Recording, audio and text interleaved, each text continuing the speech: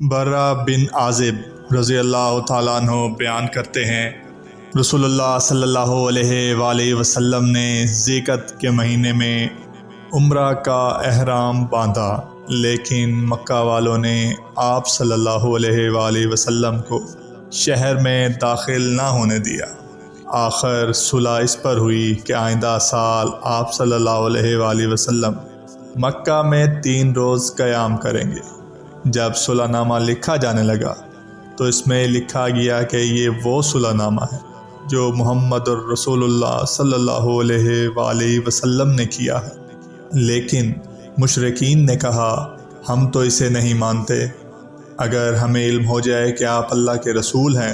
تو ہم آپ کو نہ روکیں گے، بس پھر آپ صرف محمد بن عبداللہ ہیں۔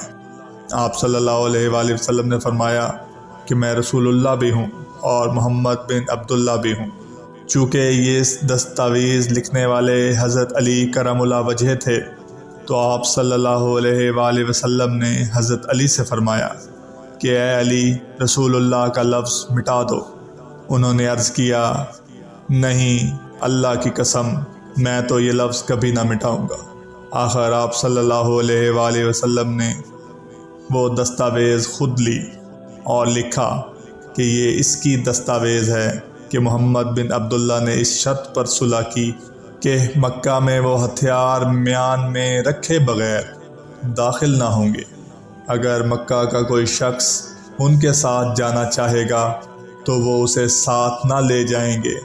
لیکن اگر ان کے اصحاب میں سے کوئی شخص مکہ میں رہنا چاہے گا تو وہ اسے نہ روکیں گے۔ جب آئندہ سال آپ صلی اللہ علیہ وآلہ وسلم مکہ تشریف لے گئے اور مکہ میں قیام کی مدت پوری ہو گئی تو قریش حضرت علی کرم اللہ وجہ کے پاس آئے اور کہا کہ اپنے صاحب یعنی محمد الرسول اللہ صلی اللہ علیہ وآلہ وسلم سے کہیے کہ مدت پوری ہو چکی ہے اور اب وہ ہمارے یہاں سے چلے جائیں۔ چنانچہ نبی کریم صلی اللہ علیہ وآلہ وسلم مکہ سے روانہ ہو گئے۔